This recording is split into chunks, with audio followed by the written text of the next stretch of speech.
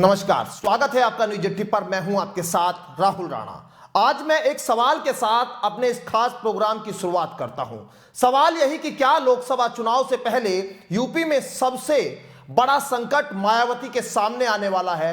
सवाल यह भी इसलिए क्योंकि लोकसभा चुनाव से पहले भाजपा हो या सपा या फिर कांग्रेस, तीनों ही पार्टी यूपी में किसी भी तरीके से दलित वोट बैंक में सेंधमारी करना चाहते हैं। इसलिए आज का सवाल यही है कि लोकसभा चुनाव से पहले मायावती बीजेपी सपा कांग्रेस के त्रिकोणीय प्रहार से कैसे बचेगी। क्योंकि लोकसभा चुनाव से पहले एक तरफ अखिलेश यादव ओबीसी और मुस्लिमों के साथ दलितों को साधने की कोशिश में है, वहीं दूसरी ओर बीजेपी ने बाकायदा अभियान चलाया है कि दलितों को साधने के लिए मायावती व काशीराम के बारे में कोई भी नेगेटिव बयानबाजी न हो।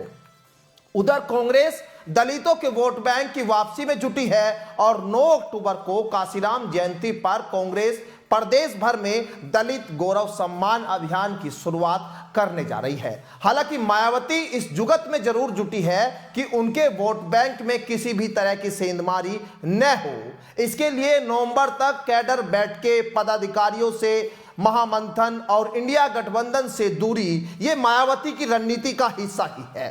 बता दें कि बसपा का मूल वोट बैंक दलित एक समय कांग्रेस का परंपरागत वोट बैंक हुआ करता था, जो आजादी के बाद 1990 तक कांग्रेस के साथ रहा।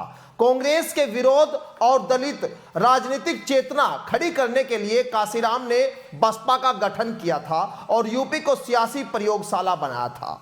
यूपी में दलित वोटर्स कांग्रेस से छिटक कर बसपा से जुड़ गया था, जिसे दोबारा से वापस लाने के लिए कांग्रेस ने तमाम प्रयास किए, लेकिन सफल नहीं हो सकी। ऐसे में पार्टी ने अब काशीराम के नाम पर सहारे से दलित समुदाय को जोड़ने की रणनीति अब बनाई है।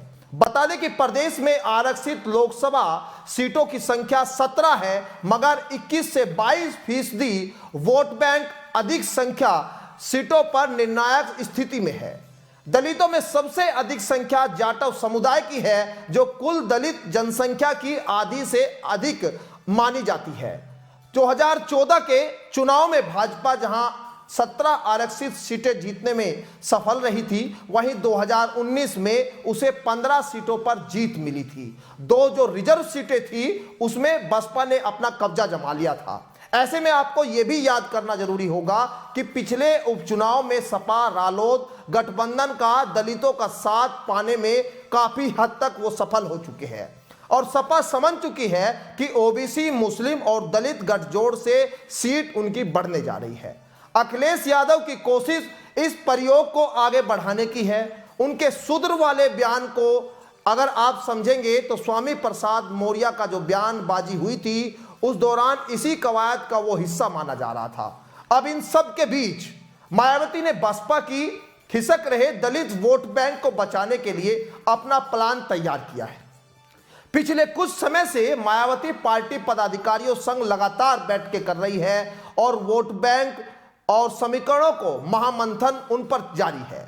पदाधिकारियों से फीडबैक लिया जा रहा है। संगठन स्तर पर मायावती एक्शन मोड में है, क्योंकि लोकसभा चुनाव की तैयारी में जुटी बसपा सुप्रीमो मायावती जातीय समीकरण को सबसे प्रमुख आधार मानकर चल रही है। ऐसे में बसपा कोई कसक नहीं छोड़ना चाहती। इसलिए जो सवाल हमने उठाया था, आखिर मायावती दलित वोट बैंक को त्रिकोणीय चुंगल से कैसे खुद को बचाएगी, वो खुद में एक बड़ी चुनौती है। मायावती ने भी भली भांति जानती है कि अगर उन्हें 2024 में अपनी साइट जो है बचानी है तो उन्हें गठबंधन का हिस्सा बनना होगा, क्योंकि मायावती के ऊपर संगठन को लेकर दबाव भी है। हालांकि मायावती समय से पहले इस पर कोई फैसला लेने के मूड में नहीं है, क्योंकि अगर मायावती अभी गठबंधन में जाने का फैसला लेती है तो उनके चुनाव में कम सीटें उनको लड़ना पड़ सकता है। ये आशंका